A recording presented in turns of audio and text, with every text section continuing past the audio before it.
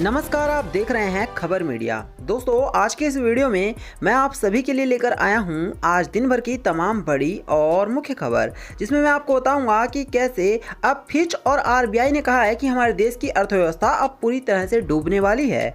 इसके साथ ही मैं आपको बताऊंगा कि राहुल गांधी ने भारत सरकार पर कह दी है सबसे बड़ी बात। इसके साथ साथ अगर गाड़ी चलाते हैं और गाड़ी में किसी भी तरह से गुटखा, खैनी या फिर किसी भी तरह से पान वगैरह है तो आप सभी पे भारी जुर्माना लगेगा। और साथ ही मैं आपको बताऊंगा कि भारतीय रेलवे आप सभी को दे रहा है सबसे बड़ी खुशखबरी। तो ऐसी ही तमाम बड़ी खबरें हैं जिसके बारे में जानना हर किसी के लिए बहुत जरूरी है, इसलिए आप सभी हमारी इस वीडियो को अंत तक देखिएगा। साथ ही हमारी आपसे बस एक छोटी सी रिक्वेस्ट है कि आप इस वीडियो को लाइक करके शेयर करिएगा और हमारे चैनल को सब्सक्राइब करिएगा। तो चलिए बात करते हैं सीधे पहली बड़ी खबर से। ऑक्सीजन और आईसीयू बेड की कमी से हो रही लोगों की मौत, राहुल गांधी ने केंद्र सरकार पर लगाया है आरोप। दोस्तों, कांग्रेस के पूर्व अध्यक्ष राहुल गांधी ने कई शहरों में ऑक्सीजन और आईसीयू बेड की कमी की खबरों के बीच शुक्रवार को मोदी सरकार पर निशाना साधा और इस स्थिति के लिए सरकार को जिम्मेदार ठहराया। उन्होंने ट्वीट किया, कोरोना वायरस के कारण ऑक्सीजन का स्तर गिर सकता है, लेकिन ऑक्सीजन की कमी और आईसीयू बेड की कमी के कारण बहुत सारी जानें जा सकती हैं। भारत सरकार, यह जिम्मेदारी आपकी है। तो साफ है कि राहुल गांधी ने भारत सरकार यानी प्रधानमंत्री मोदी पर एक बार फिर से उंगली उठाई है। चलिए बात करते हैं एक और बड़ी खबर की। तो जी हाँ, अगर आप भी अपनी गाड़ी में गुटखा, पान मसाला वगैरह कुछ भी रखते हैं तो बहुत ध्यान से इस खबर को सुनिएगा। दोस्तों, बिहार में लागू हुआ नया नियम। अब अगर आप अपनी गाड़ी में रखते हैं पान, खैनी तो आप सभी को लगेगा भारी जुर्माना।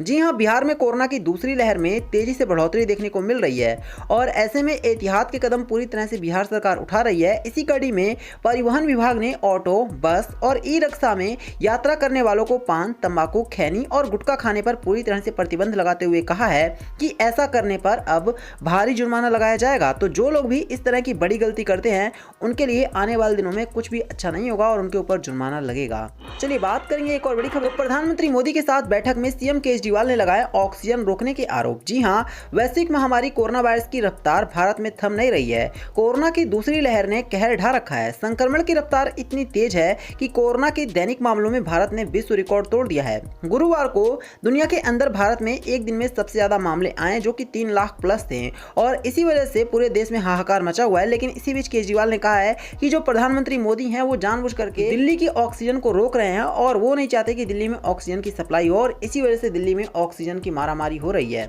अब देखना काफी इंटरेस्टिंग रहेगा कि किस तरह से देश के प्रधानमंत्री मोदी इस पर एक बड़ा बयान देते हैं। चलिए बात करेंगे अब हम एक और बड़ी खबर की। तो जी हां, आपको बता दें कि किसान नेता राकेश टिकैत ने सरकार को दी है धमकी। कहा, अगर आंदोलन हटाने की कोशिश की गई तो अच्छा नहीं होगा। दोस्तों, आपको बता दें कि राकेश टिकैत जो कि एक लंबे टाइम से दिल्ली के बॉर्डर पर धरना प्रदर्शन कर रहे हैं किसानों के साथ और वो चाहते हैं कि किसी भी तरह से तीनों काले कृषि कानून वापस हो। और इसी बीच आपको बता दें कि राकेश टिकैत ने कहा है कि भारत सरकार अगर कोरोना वायरस का बहाना करके और वो किसी भी तरह से यहाँ से किसानों के धरने को हटाने की कोशिश करेगी तो ये भारत सरकार के लिए अच्छा नहीं होगा। अब देखना काफी इंटरेस्टिंग रहेगा कि किस तरह से गवर्नमेंट राकेश टिकैत को जवाब देती है और राकेश टिकैत कब तक यहाँ पर टिके रह सकते हैं कोरोना वायरस काल में, ये भी देखना काफी इंटरेस्टिंग रहेगा।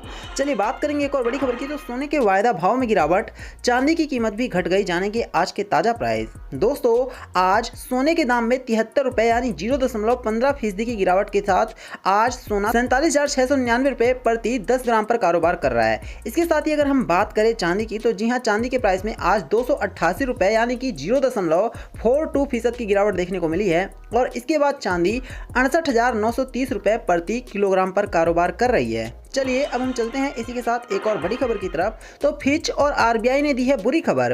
कहा, कोविड-19 की लहर से आर्थिक हालात सुधरने में होगी देरी। जी हां, आपको बता दें कि इस टाइम पर हमारे देश की अर्थव्यवस्था एक बार फिर से पूरी तरह से डाउन होती जा रही है और इसके साथ साथ आरबीआई ने जो बयान दिया है वो काफी डरावने वाला है। दोस्तों, आरबीआई का ये कहना है कि हमारे देश की अर्थव्यवस्था को अभी उबरने में एक लंबा टाइम लगेगा और हमारे देश की जीडीपी एक बार फिर से बहुत तेजी से नीचे जा सकती है और इसके पीछे बड़ी वजह है कोरोना वायरस। जी हां, आपको बता दें कि जिस तेजी से कोरोना वायरस एक बार फिर से बढ़ने लग गया है और इसकी दूसरी लहर जो है वो लगातार आक्रामक रूप ले रही है और इसी वजह से आरबीआई के आंकड़े सामने आए हैं और आरबीआई का कहना है कि जीडीपी में इतनी जल्दी ग्रोथ होना पॉसिबल नहीं है। चलिए बात करेंगे एक और बड़ी खबर की। तो पंजाब के सामने मुंबई को रोकने की कड़ी चुनौती। जी हां, आपको बता दें कि आज मुंबई इंडियन और पंजाब किंग्स के बीच में आईपीएल का महामुकाबला खेला जा रहा है और दोस्तों, इस मैच में मुंबई ने आज पहले बैटिंग की है और मुंबई ने पहले बैटिंग करते हुए 131 रन बना दिया है। हालांकि ये बहुत बड़ा टारगेट तो नहीं है, लेकिन बावजूद इसके जिस ग्राउंड पर ये मैच हो रहा है उस ग्राउंड के हिसाब से ये एक बहुत बड़ा और पहाड़ जैसा टारगेट है। अब देखना काफी इंटरेस्टिंग रहेगा कि किस तरह से केएल राहुल की कप्तानी वाली टीम इस बड़े टारगेट को चेस करती है। चलिए बात करेंगे एक और बड़ी खबर की। तो कोरोना काल में रेलवे यूपी बिहार के यात्रियों के लिए चलाएगी 6 विशेष ट्रेनें। दोस्तों कोरोना काल में भारतीय रेलवे ने यूपी बिहार के यात्रियों को बहुत बड़ी सुविधा दी है। रेलवे ने उत्तर प्रदेश और बिहार जाने वाले कामगारों के लिए विशेष ट्रेनें चलाने की घोषणा की है, जिससे दूसरे प्रदेशों से घर जाने आने वाले हजारों लोगों को राहत मिलेगी। इन कामगारों से खास तौर पर उत्तर रेलवे ने दरभंगा और सीतामढ़ी के लिए विशेष ट्रेनें चलाने की घोषणा की है। इसके बाद 24 से 26 अप्रैल तक दोनों शहरों के लिए 3-3 विशेष ट्रेनें रवाना होंगी। इनकी बुकिंग भी शुरू हो गई है। तो अगर आप भी रेलवे से यात्रा करने वाले हैं तो निश्चित तौर पर आप सभी के लिए एक काफ़ी सहूलियत मिली होगी।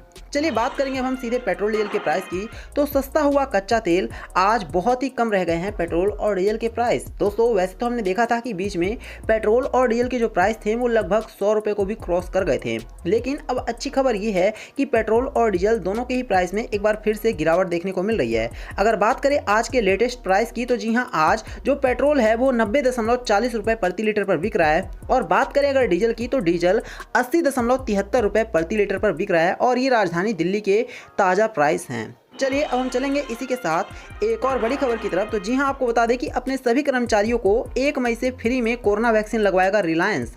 दोस्तों अगर आप भी रिलायंस इंडस्ट्री के किसी भी तरह से कर्मचारी हैं तो यकीन मानिए कि ये खबर आप सभी के लिए बहुत अच्छी है। दोस्तों आपको बता दें कि मुकेश अंबानी की कंपनी ने पूरी तरह से घोषणा कर दी है कि उनके जितने भी कर्मचारी हैं उन सभी को बिल्कुल फ्री कोरोना वायरस का टीका लगाया जाएगा, और जितने भी लोग 18 साल से ऊपर के हैं और वो मुकेश अंबानी की कंपनी रिलायंस इंडस्ट्री में काम कर रहे हैं उन सभी को कोरोना वायरस की वैक्सीन को लेकर के किसी भी तरह से टेंशन लेने की जरूरत नहीं है। चलिए बात करेंगे एक और बड़ी खबर की। तो महाराष्ट्र और दिल्ली में कर्फ्यू के बाद घर लौटने लग गए बिहार के मजदूर। हर किसी को सता रहा है लॉकडाउन की चिंता। जी हां, आपको बता दें कि एक बार फिर से 2020 मानो रिपीट हो रहा है। 2020 में ठीक ऐसा ही हमें देखने को मिला था कि अप्रैल आते आते पूरे देश में लॉकडाउन की घोषणा हो चुकी थी, और एक बार फिर से ठीक ऐसा ही हो रहा है, और एक बार फिर से मजदूर पूरी तरह से रोडों पर पलायन करने को मजबूर हैं। एक बार फिर से मजदूर अपने अपने घर पर जाने की कोशिश कर रहे हैं, जिसकी वजह से दोस्तों आपको बता दें कि बिहार के लोगों को सबसे ज्यादा परेशानी हो रही है और रोडों पर एक बार फिर से भीड़ देखी जा रही है। अब देखना काफी इंटरेस्टिंग रहेगा कि भारत सरकार किस तरह से इन लोगों की मदद करती है, क्योंकि अभी तक भारत सरकार ने किसी भी तरह से इनको कोई खास सुविधा मुहैया कराई नहीं है। चलिए बात करेंगे अब हम एक और बड़ी खबर की। तो पटना में हुआ बड़ा हादसा, पीपा पुल से गंगा में गिरी गाड़ी, 9 लोगों की बॉडी हुई है बरामद। दोस्तों आपको बता दें कि बिहार की राजधानी पटना में शुक्रवार की अल सुबह एक बहुत बड़ा और भयंकर हादसा हो गया। यहाँ एक सवारी गाड़ी गंगा में डूब गई। एनडीआरएफ, एनडीएसआरएफ और स्थानीय गोताखोरों की मदद से अब तक 9 लोगों की बॉडी को बरामद किया गया है, और कहा जा रहा है कि अभी भी 7 से लेकर के 8 लोग पूरी तरह से लापता हैं। तो दोस्तों ये थी आज दिन भर की तमाम बड़ी और मुख्य खबर। वीडियो को लाइक करना, इसे शेयर करना और चैनल को सब्सक्राइब करना। धन्यवाद।